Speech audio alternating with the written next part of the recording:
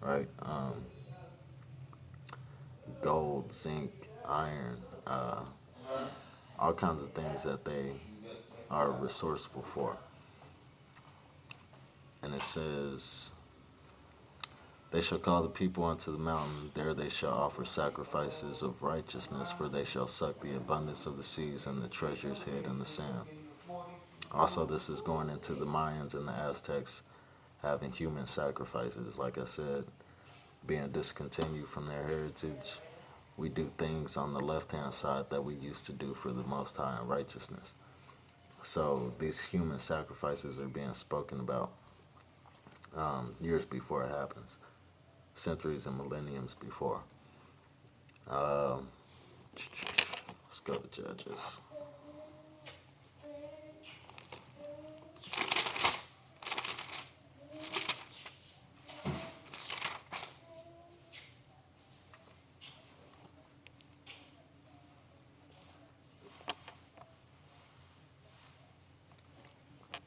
Judges 5 and 14. It says, out of Ephraim was there a root of them against Amalek, after thee, Benjamin, among thy people. Out of Machir came down governors, and out of Zebulun they that handled the pen of the writer. So like I said, Zebulun are the Mayans. Of these 12 tribes that are over here in the western hemisphere, the Mayans have a distinct difference from these tribes as being one of the tribes or one of the people that wrote down their history. If you go into their history, they have a lengthy a lengthy written history. Right? It says they handle the pen of the writer. The Mayan Popol Vuh will be something that we can attribute to them writing down their history as far as what they knew about themselves before they came to the Americas. If you look at it, it goes into God, Yahweh, Yahweh Shai, certain practices they took from Israel, how we know that they have roots in Israel. It's like a it's like a Bible that they rewrote as close as they could without having their whole history. Right? Let's go back to Genesis.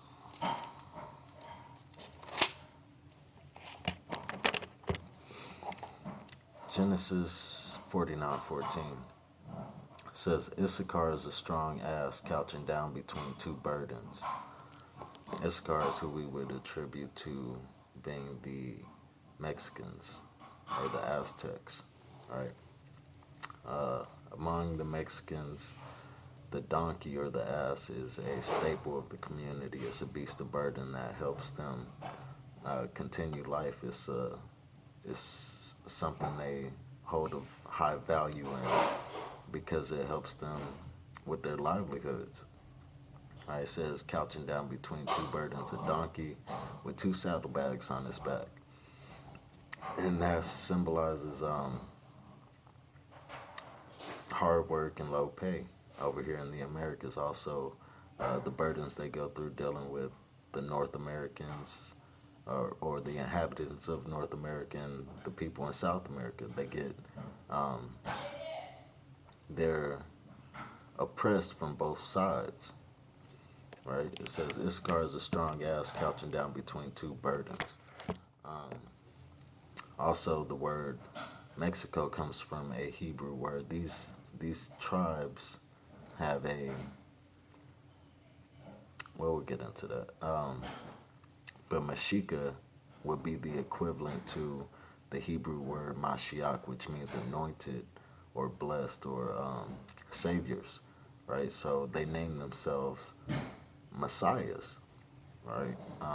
Also in Mexico, there's a place called Azucar, right? Azucar, which is them attributing themselves to the tribe of Issachar.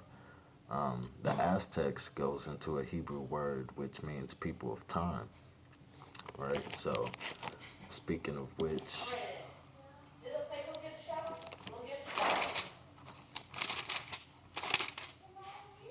how we went into the Mayans having a written history because it was said of them that they would be able to handle the pen of a writer.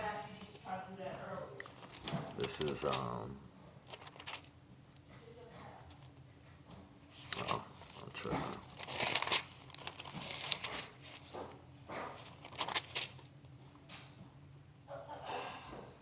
Let's be Second Chronicles.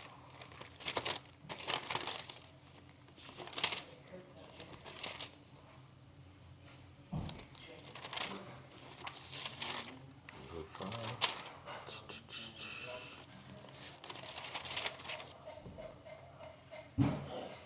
Where is that at? Let's go. 12. Salakia. Second. First Chronicles 12:32. Okay. Says,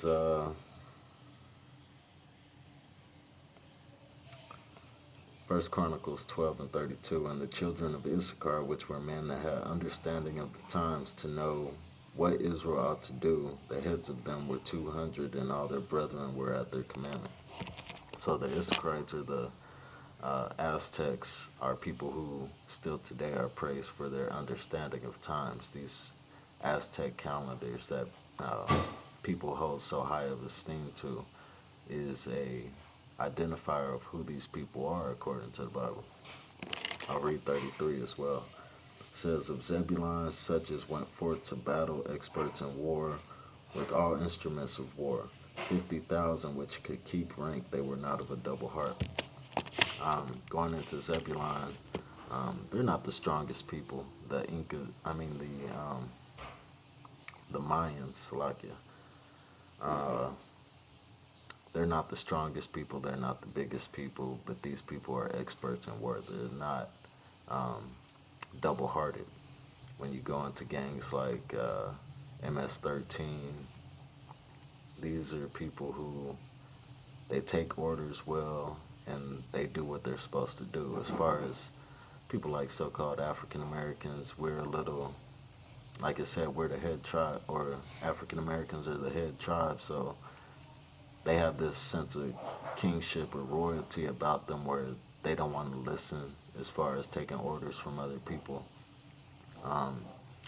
There's not a togetherness or a unity with them as with the tribe of Zebulun, who, like it says, are experts in war and all instruments of war. And they're not of a double heart. These are people who can get together and make things happen as a nation of people.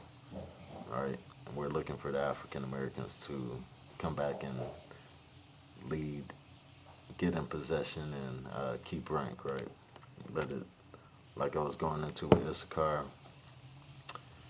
these are people who have understanding of time. Aztec is a Hebrew word which means people of time.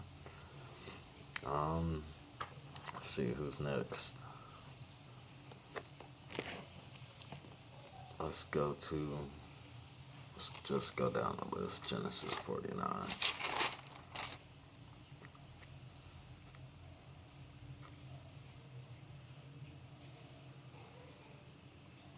Let's go to Gad, Genesis 49:19. Gad, a troop shall overcome him, but he shall overcome at the last. Gad is the so-called Native Americans. The troop that overcame him was these Europeans when they came over to the Americas. Like I said, these are prophecies about the last days. So in these last days, Gad, the children of Israel, will overcome their oppressors and be set back on top. Let's go to Deuteronomy 33. Also, when I was speaking about Manasseh and I believe Zebulun, or Reuben, Zebulun, and I'll get that later. Deuteronomy 33.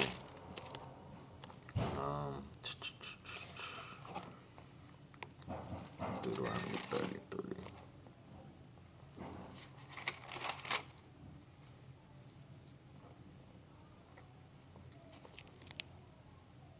Where's God at?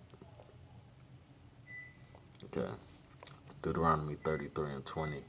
And of Gad he said, Blessed be he that enlargeth Gad. This is going into how large this tribe of Gad has become as far as the Native Americans. They have broken up into 500 different tribes of people, different dialects, even adopting different customs than one another.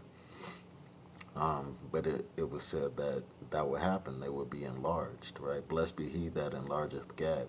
He dwelleth as a lion, right? Speaking about, well, some of them, a lot of them are nomadic. They have the tents that they build, the teepees, are easily broken down so they can move to different locations if something happens where they can't stay at the same spot. But they occupy the same territory, right? So they're able to move around like lions. It says, and teareth the arm with the crown of the head. This is going into these Native Americans scalping these Europeans when they came over here and going to war with them, right? Teareth the arm with the crown of the head. When you look at this word crown of the head in Hebrew, it's going into the scalp, right? So like I said, a troop would overcome them. These Europeans would overcome them. And then it's also speaking about these people would be able to, or when they go to war with these people, they're going to be scalping them. It says,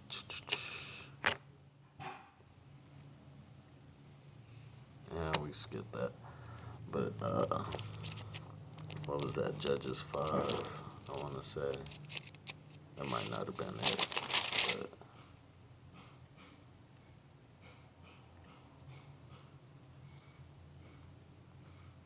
no. First Chronicles. First Chronicles 5.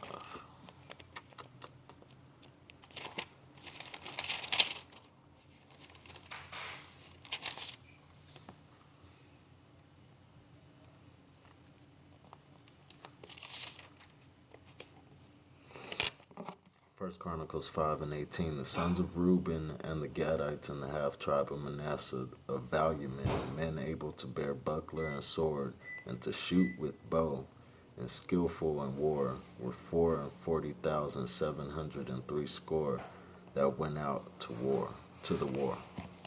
So, like I said, with the Native American Indians, we know that they fit the curses in Deuteronomy.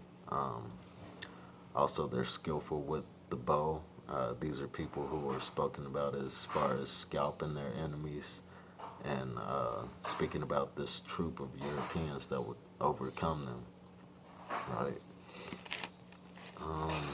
And Gad in Hebrew just it means a troop. Like I said, these people will be enlarged, right? When he was born, his mother said, "A troop cometh." That's why she named him Gad. Actually, let's get Hosea as well.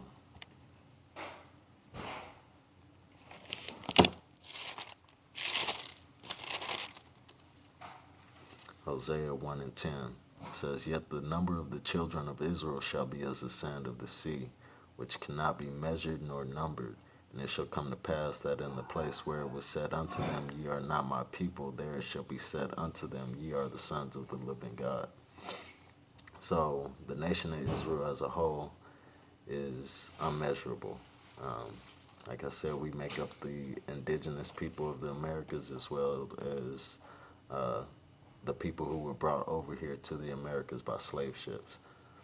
Also, like I said, scattered into every nation under heaven. So, speaking about Gad in particular, these are people who were enlarged, people who were tribal wise, increased to a enormous stature to the point where these people feel divided among themselves and sometimes can't even see themselves being one people, right? Which is something we struggle with nationally and tribally. But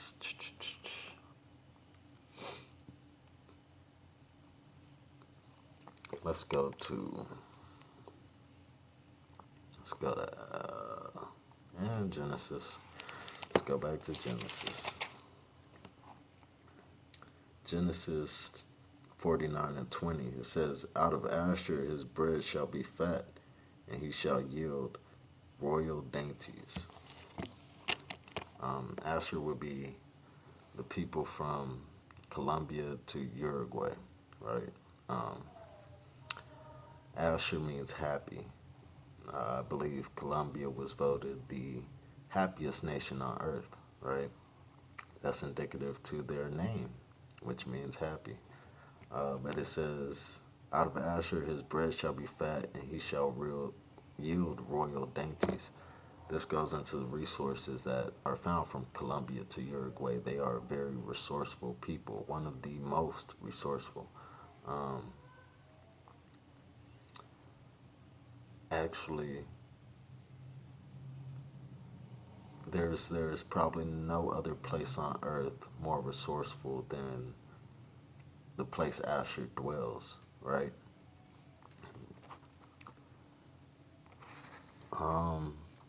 It's where the Amazon rainforest is, which is abundant in all kinds of natural resources.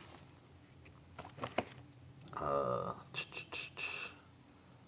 Also, I want to touch on this: the so-called Negroes, the people who are of Negro descent. No, that's a different tribe. I'm tripping. Um, let's see. Where am I at? Speaking about Asher, Deuteronomy 33. Don't want to get sidetracked.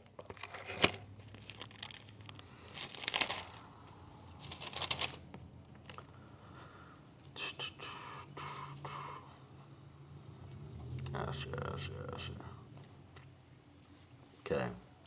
Deuteronomy 33:24. "And of Asher he said, Let Asher be blessed with children. Let him be acceptable to his brethren, and let him dip his foot in oil. Thy shoes shall be of iron and brass, and as thy days so shall thy strength be." So, like I was going into, these are people who dwell in a land of natural resources, so much so that I can't think of any other place with more, a richer place to live as far as natural resources.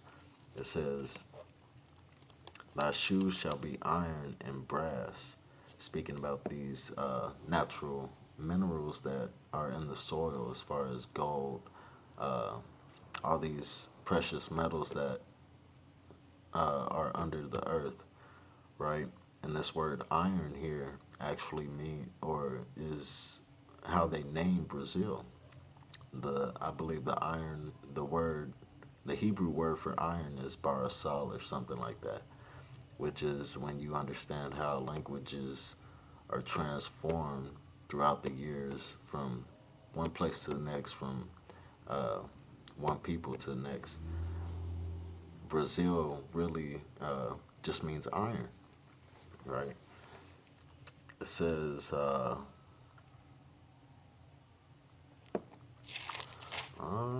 let's see, what else we got? Brazil is the number 2 gold exporter in the world. You find gold here, uranium, iron, timber, oil, uh, and iron means Brazil, or iron. Uh, in this verse, actually, you can go into that Hebrew word for iron and you'll see bar salt, right? Just like, what is that? I want to say something else.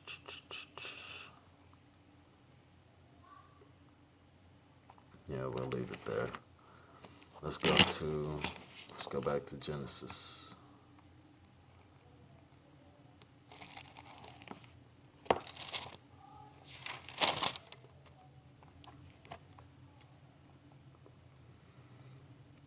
Naphtali says, Naphtali is a hind let loose. He giveth goodly words. Right? Naphtali is the people from Argentina to Chile. How do we know this region is where they dwell? Let's go to Deuteronomy 33.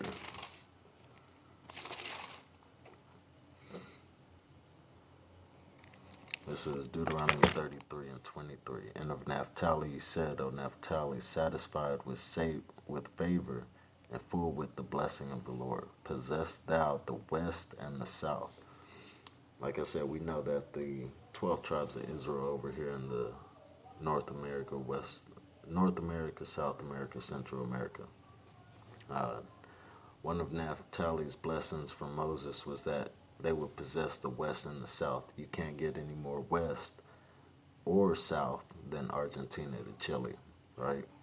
The the southern tip of Chile is the most southern part of the world over here on the western hemisphere, right? So this is how we know who these people are regionally. I have anything else on that? Let's go to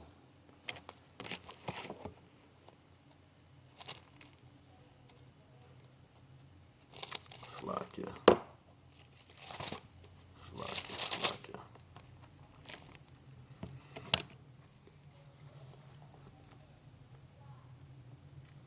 Genesis 49 and 22 says, Joseph is a fruitful bough, even a fruitful bough by a well, whose branches run over the wall.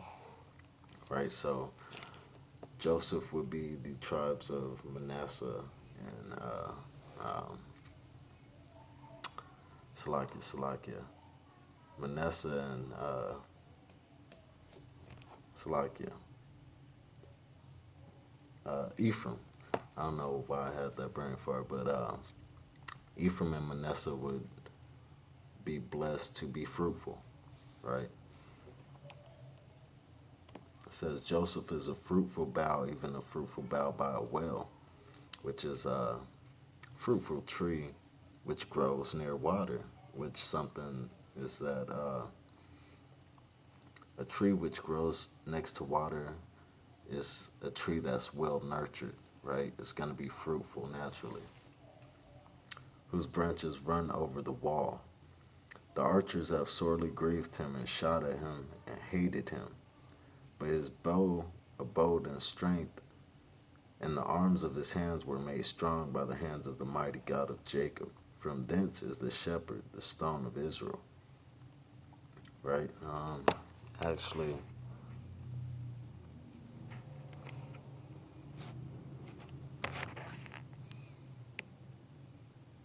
yeah, we can leave that alone. But it says,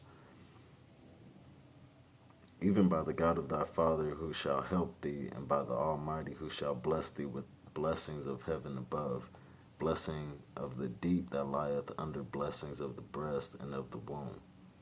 So he's blessed. Breast on a woman are a sign physically of how fruitful a woman is, right? Says blessings of the breast and of the womb. The womb, speaking about how fruitful they are again. If you go into Puerto Rico and Cuba, there are a lot of so-called Edomites or so-called white people, that have tried to take over these lands, right?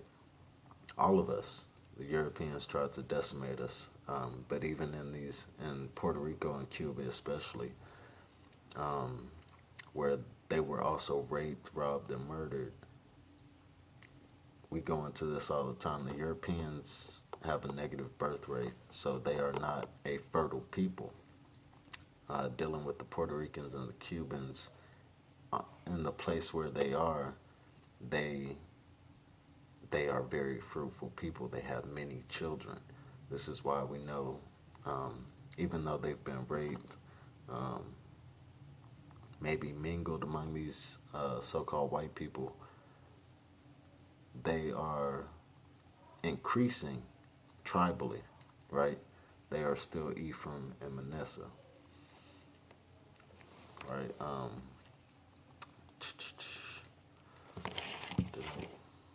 Let me see.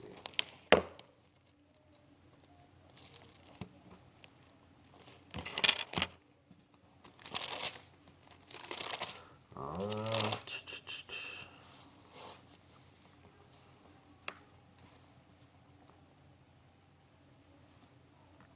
okay.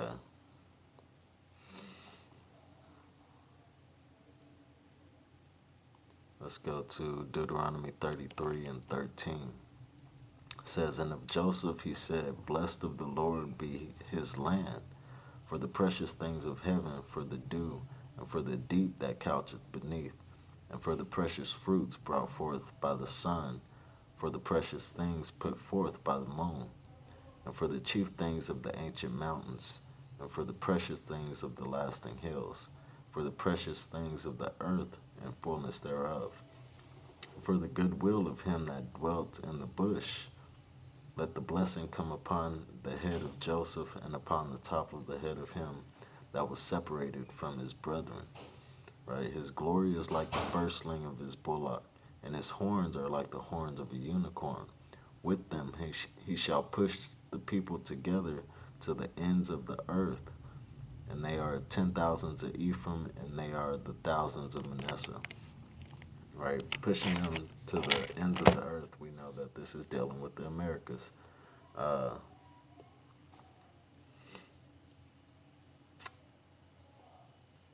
We're not gonna get into that.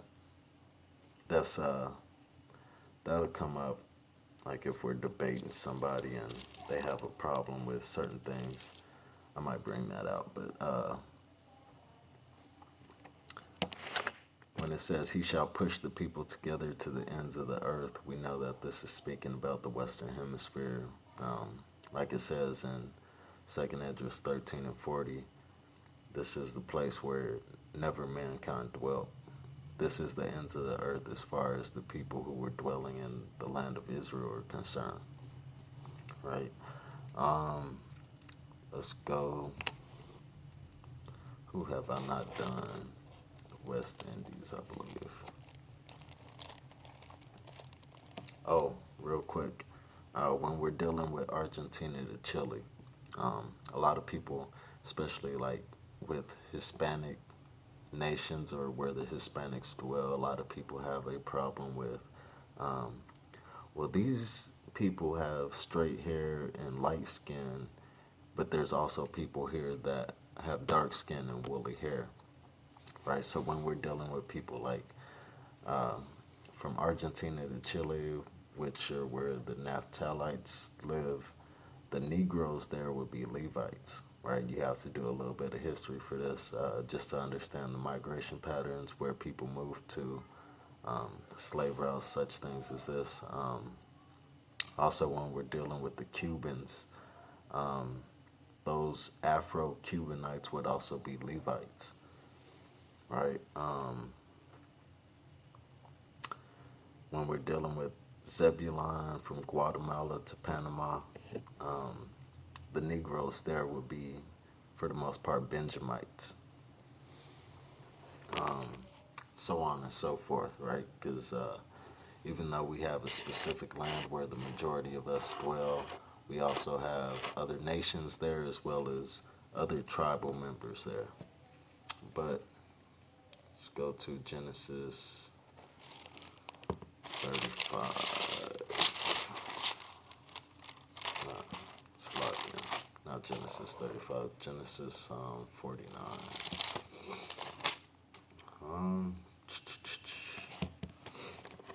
Says Genesis 49 and 27, Benjamin shall raven as a wolf. In the morning he shall devour the prey, and at night he shall divide the spoil. All these are the 12 tribes of Israel, and this is that their father spake unto him and blessed them, every one according to his blessing he blessed them. Benjamites would be so-called Jamaican people, right? The West Indians. Let's go to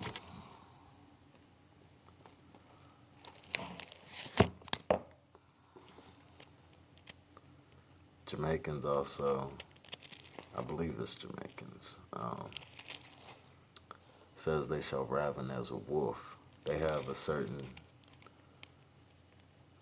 vibe to them. Some would say reflective of Levite impartiality um, to some things, right? I believe it's the. I believe it's. Well, no, I'm not even gonna say that. But let's go to Deuteronomy 33 and 12. Right, like I said, some of these tribes, it's it's really easy to tell where they dwell regionally. Benjamin is one of those tribes. Deuteronomy 33 and 12, it says, "And of Benjamin he said, The beloved of the Lord shall dwell in safety by him, and the Lord shall cover him all the day long, and he shall dwell between his shoulders." Right, so like I said, these so-called black Hispanics and Native Americans, we know they're over here in America nationally. Tribally, we break this down according to region and according to people. For certain reasons, Benjamin, the reason we know that they are the Jamaicans in the West Indies is because it says they would dwell in safety. When all these other tribes in the Americas are hit with hurricanes or tsunamis and stuff of this nature, Benjamin is dwelling in a place where they are safe, right? These are the places that so-called Europeans and people go to as tourist attractions, right? The Bahamas. These are places that these so-called white people, they wouldn't spend all this money to go to these certain places in the middle of the sea, right? On these little islands, and they wouldn't spend all this money if they felt like they weren't going to be safe. I myself, as far as cruises go, like I said, as far as boats go, I ain't trying to get on no boat. I really don't like planes, right? But they spend all this money and they're okay going to these certain places where Benjamin dwells because they dwell in safety. Puerto Rico has been decimated by hurricanes and natural disasters. All these other tribes have certain things that they go through with natural disasters to where it's not as a big tourist spot as the West Indies. That's because it says they dwell in safety. That was the blessing that Moses